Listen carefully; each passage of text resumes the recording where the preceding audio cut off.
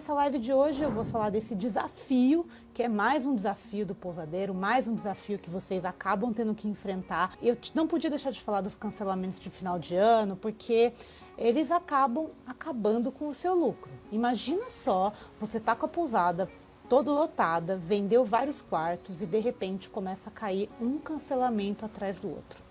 E aí, você já pensou o que você ia fazer nesse caso? Pois é, eu acho que nenhum pousadeiro quer passar por isso, né? Por mais que tenha muita procura, período de Natal e Ano Novo, é um período que geralmente as pessoas elas se antecipam um pouco para fazer as reservas. Então, dessa maneira, você acaba ficando com esses cancelamentos aí na mão. E aqui, o pessoal está comentando aqui, ó, a questão, né, do convite, da questão da falta de confiança, etc e tal. Isso, na verdade, não é uma coisa desse ano só não, tá? Sempre rolou cancelamento de final de ano, cancelamento de última hora e por causa do corona agora só intensificou esse problema que muitos de vocês já viviam.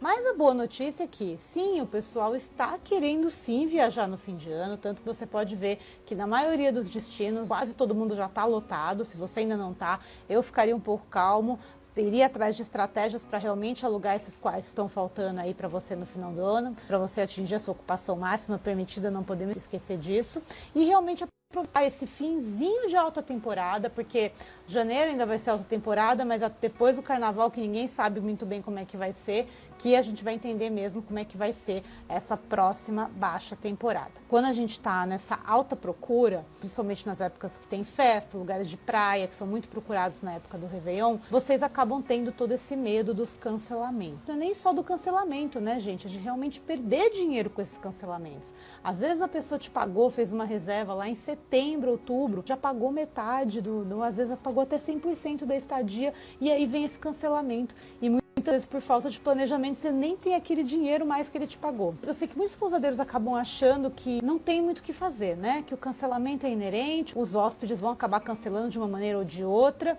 mas o que eu venho contar para vocês aqui nessa live é que existe sim algumas maneiras de você controlar esses possíveis prejuízos de cancelamentos que vocês podem ter aí na sua pousada. Bom, gente, e por que existe uma atitude para evitar os prejuízos aí na sua pousada com os cancelamentos de fim de ano? Porque essas atitudes, gente, elas vão poder te proteger mais sobre essa situação. Não vou trazer uma fórmula milagrosa aqui para acabar com os cancelamentos, até porque eu não tenho como fazer isso. Realmente tem uma parte que é inerente ao seu poder. Você não tem o controle geral sobre o que os seus hóspedes vão fazer, você não tem o controle sobre a vida deles, você não tem controle sobre o que vai acontecer na família deles, no serviço deles. Então você está suscetível a esse tipo de cancelamento, não tem jeito. Mas você tem que se proteger. A gente, como empresário, a gente muitas vezes está muito aberto. O pessoal reclama, poxa, as leis só protegem o consumidor, e realmente não tem uma lei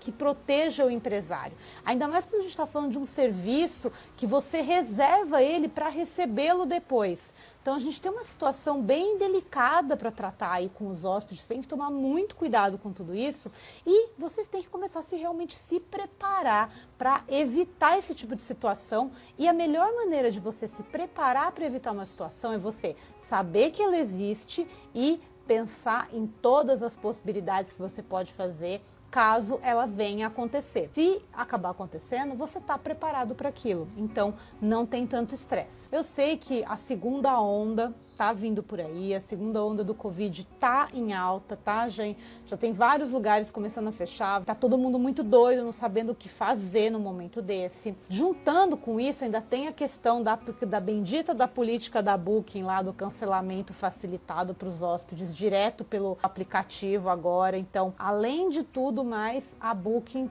tirou a possibilidade de você cobrar o cartão de crédito antes dos 7 dias, ou seja, acabou-se o que era doce mesmo, hein, gente? Agora realmente é sair da Booking e fazer quanto mais reservas diretas vocês puderem. Também eu sei muito que o tempo tá muito doido no Brasil inteiro, tá, gente? Tenho visto o pessoal reclamar que tá chovendo muito no Sudeste, aqui no Nordeste mesmo tá super estranho o tempo, não era para estar o tempo do jeito que tá. Então tem muito hóspede querendo condicionar a reserva à previsão do tempo. Então a pessoa reserva, às vezes reservou faz mais de um mês, aí falta 3 dias para a pessoa vir aí e falar, poxa, mas Acabei de assistir no jornal aqui que a previsão é de chuva para praia, então eu tô querendo alterar minha reserva, né? Ou cancelar, ou remarcar. E muitas vezes esses hóspedes não entendem quando a pousada fica resistente pro cancelamento, porque...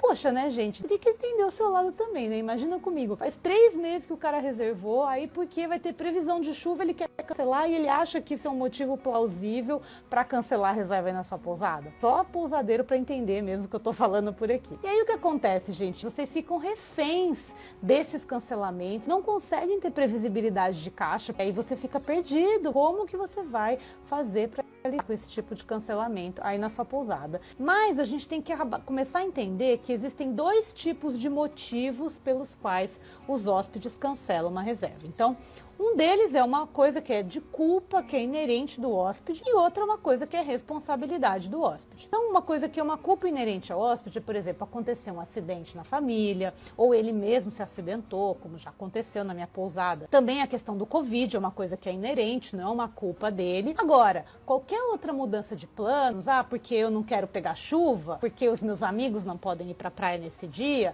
tudo isso é uma responsabilidade do próprio hóspede. Então, quando ele faz a reserva, ele sabe que ele tem essas responsabilidades. Você não está reservando para ele com garantia que vai estar sol, por exemplo, no dia. Então, quando você deve considerar cada uma dessas situações como sendo reembolsável ou não? Então, gente, a resposta que eu dou para todo mundo na verdade, não é uma resposta, é uma pergunta.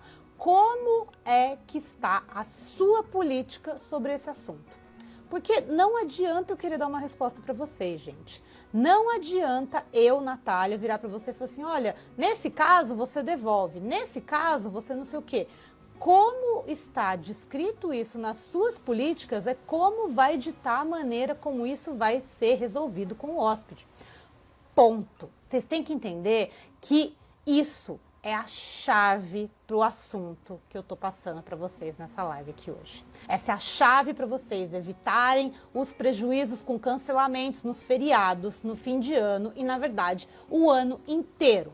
Eu sei que tem muito pousadeiro que fala que não tem nada. Não adianta eu ter a política mais bem feita, mais maravilhosa, porque sempre vai ter hóspede que vai cancelar. Eu preciso devolver o dinheiro dele e pronto. Só que quem fala isso pra mim é que não sabe o poder de uma boa política da sua pousada. Ele sempre acaba fazendo aquela política de qualquer jeito, copiou de alguma outra pousada que passou ali pra ele de exemplo, né? Ou então fica reclamando que não dá tempo de fazer, ou que não sabe fazer. Se você aí que tá me escutando acha que não dá pra você evitar prejuízos de cancelamento na sua pousada, é porque você nunca teve uma política que fosse um verdadeiro escudo ou até uma arma para te proteger desses tipos de cancelamentos que só trazem prejuízo e dor de cabeça para os pousadeiros. Então, gente, chega de achar que regras não são importantes, que você não precisa delas. Estipule essas regras, porque quando elas são bem feitas, elas te passam muita, mas muito mais segurança na pousada. E fica aqui comigo até o final desse vídeo que eu vou te passar um passo a passo para você ter políticas de verdade aí na sua pousada. E também tem uma lei, gente, que tem muita pousada que cobra 100% no ato da reserva. E aí na hora do hóspede cancelar, a pousada fala que não vai devolver. Aí não pode, tá? Porque isso caracteriza uma cobrança abusiva e se o hóspede for para a justiça, você pode acabar perdendo também. Então, isso são sinais de que a sua política está muito ultrapassada, tá na hora de rever isso. Ou então, né, aqueles coitados lá de vocês que dependem das OTAs, da Booking, da Expedia, etc. Quem que não tá aí sofrendo com cancelamentos em massa que estão vindo pela Booking, galera?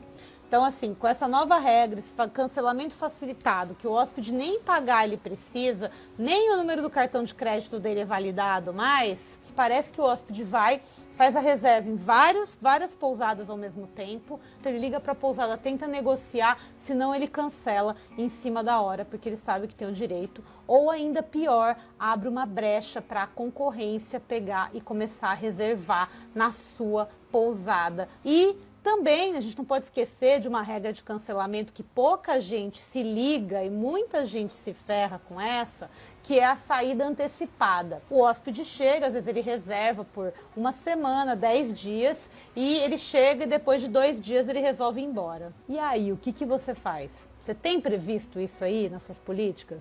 Eu tenho quase certeza que não, hein? Então anota aí que você não pode deixar de esquecer de fazer isso daí nas suas políticas pra já. E tão importante quanto você ter essas políticas muito bem desenhadas é você conseguir comunicar isso para o hóspede em toda a jornada. Então, desde antes do hóspede fechar a reserva com você, quando ele está naquela fase do namoro, perguntando, tirando dúvidas, nessa hora você já tem que mandar a sua política para ele. Depois, no momento da reserva, quando ele efetivamente reserva, aquele é o momento do aceite dele das políticas. Quando a pessoa está para chegar, antes do check-in, manda uma mensagem de confirmação, um e-mail, um WhatsApp, qualquer coisa, deixa aquilo claro para a pessoa. Também quando ela chega, tá, gente? Então, ter isso claro em algum momento, olha, estou aceitando a política de reservas da pousada, estou aceitando a política de hospedagem da pousada, tal. Ter algum lugar físico onde essa pessoa anota e marca isso. E também durante a estadia. Então é sempre legal ter em algum lugar no quarto as políticas. Seja num QR Code, seja impresso e atrás da parede. E aí quando você entra para mostrar o quarto, você comenta das políticas estarem lá. Ou então num livro, num caderno, alguma coisa plastificada, impressa ali, para que a pessoa não tenha onde falar que não tem essa bendita política. E aí, gente, para essa parte mais, vamos dizer assim, mais delicada de todo esse processo, é a parte mesmo da negociação. Por mais que a nossa política esteja perfeita, maravilhosa, às vezes acontecem algumas situações que você não sabe muito o que fazer. Então, nessas horas é onde você usa a sua habilidade de negociação, é onde você usa aquela parte da empatia, do ok, hóspede, eu entendo o seu lado, mas que tal você entender o meu lado também? Eu estou deixando de alugar para alguém, eu deixei de alugar esse quarto para alguém enquanto eu estava guardando esse quarto para mim, a gente tinha um compromisso que você ia honrar. Eu entendo que você teve um problema, mas isso também me causa um problema. Como que a gente pode fazer para resolver isso de uma maneira que não fique um problema para os dois? É esse o preceito fundamental de qualquer negociação. Então não pode ser ruim nem para um nem para o outro, tem que ser uma relação equilibrada entre os dois. Então vamos lá para o passo a passo de como fazer políticas de cancelamento que protejam a sua pousada de verdade. Então o primeiro deles é você listar todas as possibilidades de cancelamento que existem. São motivos pessoais, Covid, mudança de tempo, etc. Quanto mais claro e definido estiver na sua política, mais fácil é para o hóspede entender e para não dar margem de erro ali no que está escrito na sua política. O segundo passo é você criar uma política realmente razoável e que esteja de acordo com a lei e que considere ambos os lados. Então, aquela história, não adianta você querer cobrar 100% antecipado e aí você não querer devolver nada caso o hóspede queira cancelar por algum motivo. Não pode, não é justo. Não é porque, se o hóspede não está vindo, por mais que você não vá alugar o quarto naquele período, você deixou de ter um custo. Então, por isso que você não pode sair também cobrando tudo. Mas você tem todo o direito de cobrar um valor de multa que, pelo menos, te compense ficar com o quarto vazio naquele final de semana. Aí a importância de você saber o quanto custa o seu quarto vazio. E quem é meu aluno do DPR sabe isso de cor, hein, gente? Terceiro passo. Faça a redação desse documento com muito cuidado. Pode ser no Word, pode ser no bloco de notas, pode ser onde você preferir. Mas faça essa anotação e salve depois num PDF. E esse PDF você pode salvar, deixar salvo no seu celular para você mandar com facilidade para os seus hóspedes, ou deixar no seu site também. Pode fazer isso de qualquer maneira. Ou então você pode colocar lá no Google Docs e só passar o link caso você não tenha site. Essa é uma alternativa para você que ainda não tem o seu próprio site. O quarto passo é você criar realmente um fluxo de comunicação com o seu hóspede durante toda a jornada. Então você cria um processo de quando você manda essas políticas para o hóspede. Então você coloca lá e você faz aquele processo ser respeitado durante todo o tempo. Tem vários softwares que já automatizam isso, vários sistemas de reserva que você consegue colocar as informações lá para ser avisado com 2, 3 dias antes da reserva, enviar um e-mail, enviar uma mensagem de texto. Tem diversas possibilidades nesses softwares de hoje em dia. Então, não deixe de usar essas funcionalidades para você não ter que ficar lembrando toda hora de mandar as coisas para o hóspede, tá bom? E, por último, no quinto, é para você saber quando você tem que ser flexível. Afinal, todo mundo está sujeito a mudanças, todo mundo está sujeito a acidentes, todo mundo está sujeito a ter que mudar os seus planos de viagem. Então pense como hóspede e veja uma maneira que não vá prejudicar nenhum dos dois.